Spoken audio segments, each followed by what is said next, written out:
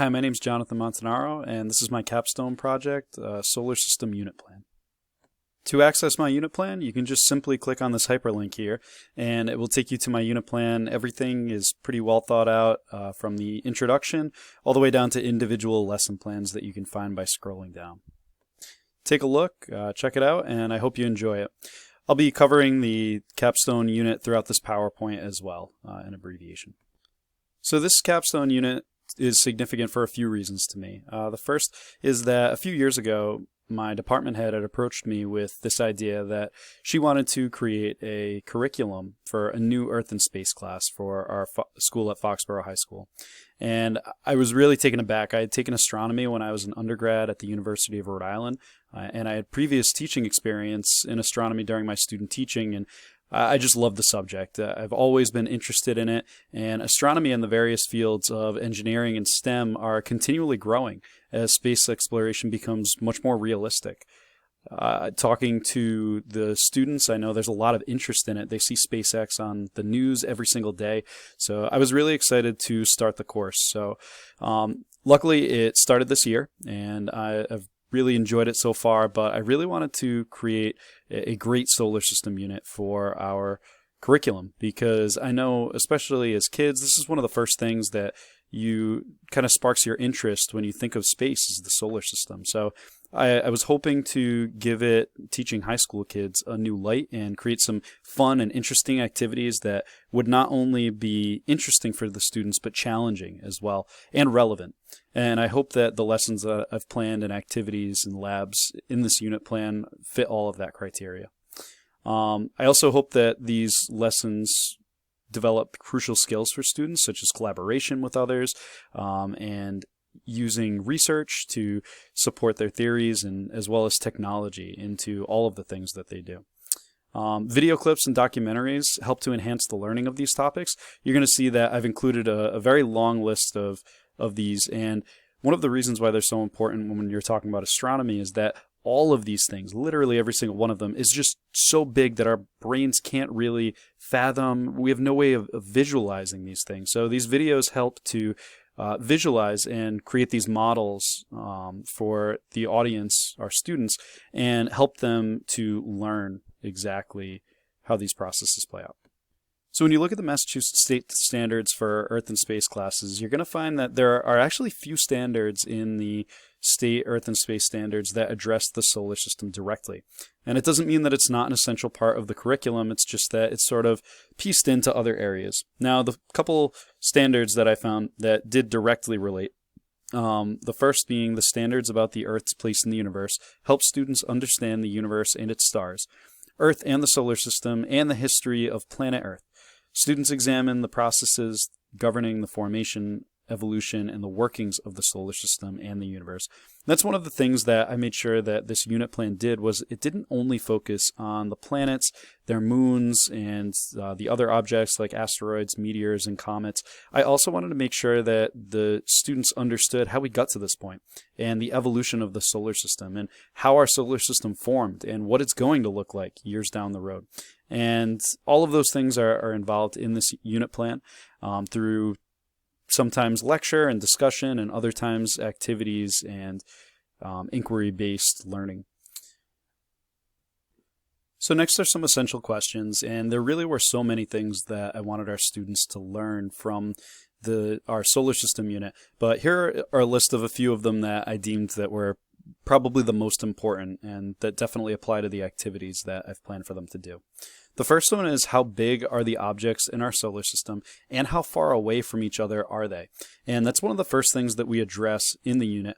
And what I did was designed a lesson where students are going to basically go on a solar system walk, and they have informational cards that have information on the back pertaining to the gravity, the orbital period, the rotational period of these planets, as well as the composition, and a few others. And what they do, they have a set number of steps that we would walk to, and that number I've scaled to be a perfect match to a model of the solar system. Each informational card also on the back side has objects like small marbles or rocks or There was a corn kernel as well that I used. And each one of them is to scale about the size that the planet that is on the other side of that informational card would be based on our scale. And it's really interesting for students, especially because the first 15 or 20 steps are the first 4 planets. And after that, we are walking for over 2 miles just to get to the outer reaches of just our solar system. And when we did it this year, I was so surprised by how shocked the students were at how far planets like Neptune and Uranus and even Pluto, which I know isn't a planet, but we still covered it in our solar system walk, were, and from the sun. And it was very interesting to see their reaction because I thought it would be something that they had kind of already knew. The second essential question would be, how did the solar system form? And what I did for that activity was I devised or found a web quest actually that covers that both with reading and video. And I thought having both outlets there were really helpful for students as they could kind of pick what learning style was best for them. The fourth bullet down talks about why is Pluto no longer considered a planet. And the fifth bullet, what criteria defines a celestial object as a planet? Both of those apply to an activity that I designed where the students will actually debate whether or not Pluto is considered a planet. I'll explain that one in a few slides from now. And the last 3, what technology is used to obtain our information about the solar system? That one I actually had found some great videos, specifically one that talks about Cassini mission, which talks about a satellite that they sent, and it actually went tumbling into the atmosphere of Saturn and collected some vital data that we never would have ever dreamed of having. And it's very interesting to talk about how technology is used in order to get this information, this data from these planets that are millions of miles away. Last 2 essential questions: what challenges do scientists face when trying to study space? And are there other celestial objects in our solar system besides planets? As I talked about earlier, not only will the students be learning astronomy in this unit plan, but they'll also be developing important skills as well.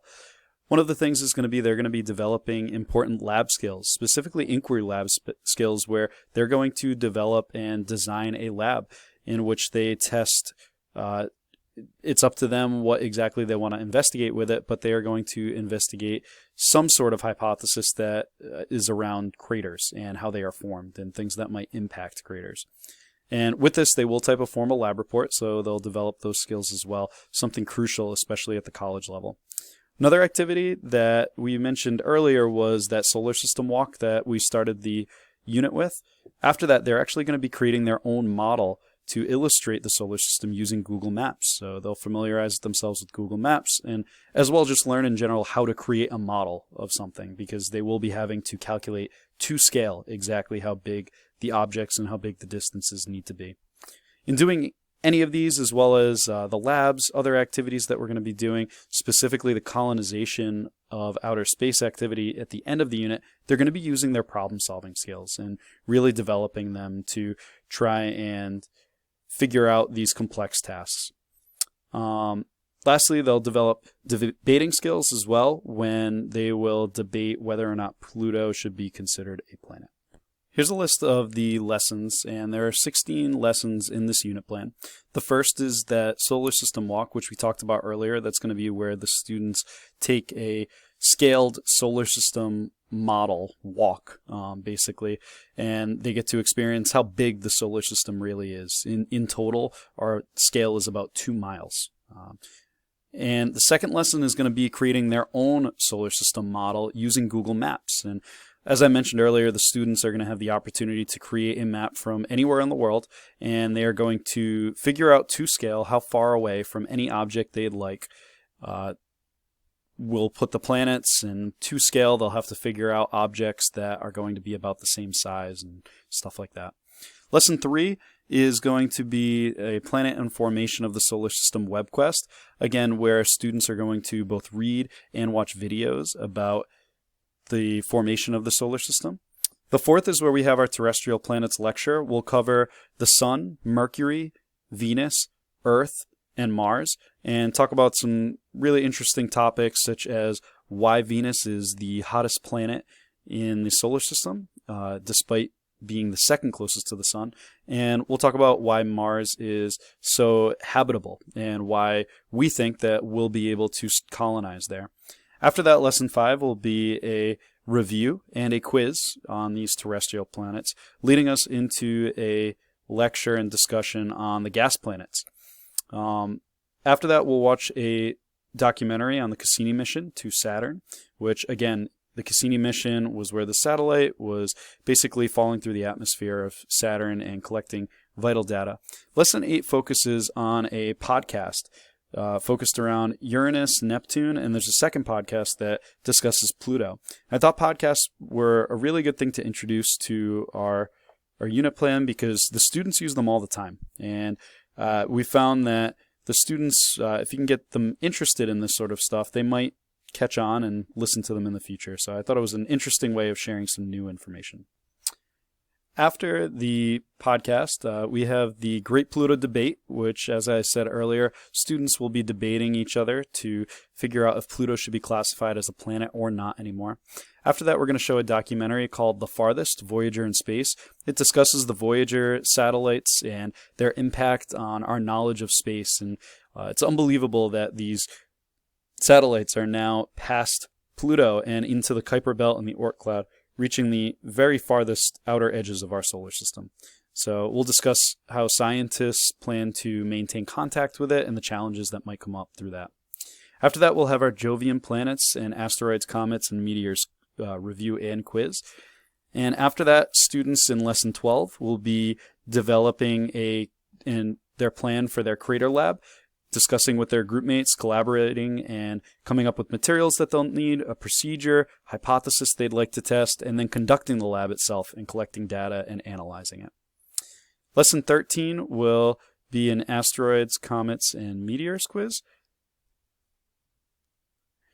while Lesson 14 will focus on watching some videos on colonizing Mars. And this is such a relevant, interesting topic for our students, and I can't wait to discuss it. After that, we will go through The Martian, and The Martian is a 2015 film, discusses how an astronaut gets stranded on Mars, and one of the reasons I plan on showing it is because the students in Lesson 16 are going to develop a plan together in a group on colonizing outer space, and they're going to have to think of the same issues that the astronomer from The Martian faces in trying to keep himself alive, so it's a good introduction into the topic.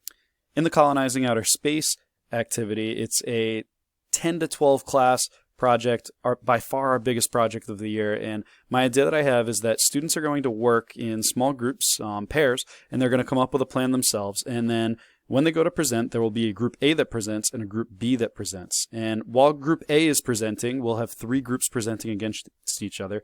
Group B will serve as an advisory board, and they will hear these proposals and then afterwards meet together and discuss and decide which one of these proposals they want to invest their money in. Thought it was a great idea to give the students some experience sitting on an advisory board, as well as some presenting skills. On the second day, the 2 groups will switch, and the other students will have a chance as the advisory board. Hyperlinks to all of the activities and the lessons that I've planned can be found embedded right into this PowerPoint, so please feel free to click on any of these and to check them out. Here's a list of assignments that I made. Again, hyperlinks are included to every one of these assignments. 2 of the reviews are used to prepare the students for tests that they had coming up, as well as the podcast activity. I also included pictures of the Solar System Walk informational cards. It's a little tricky to include the actual cards themselves, so I thought pictures would serve a little bit better. Embedded in the curriculum are a few discussion board posts. It's one of the things that throughout the Bridgewater State program I've enjoyed in the biology classes, and I've started to incorporate them into my own classes. The satellite mission proposal discussion post, students will pick a satellite and discuss their contributions and how they influence space exploration. And the Martian essay prompts focus on basically what it takes to have the right stuff, as NASA says, to be an astronomer or an astronaut, and also what the essential things that the astronomer needed in order to stay alive while on Mars. Here's a list of all the videos. As I said earlier, you can click on any of them. The videos are great because they give the students a real way to envision these things that normally would be way bigger than their minds can grasp. In reflection, although hybrid learning has slowed our unit a little bit, I'm so excited about the activities that I've done and really look forward to implementing the rest of them into my class. Thanks again.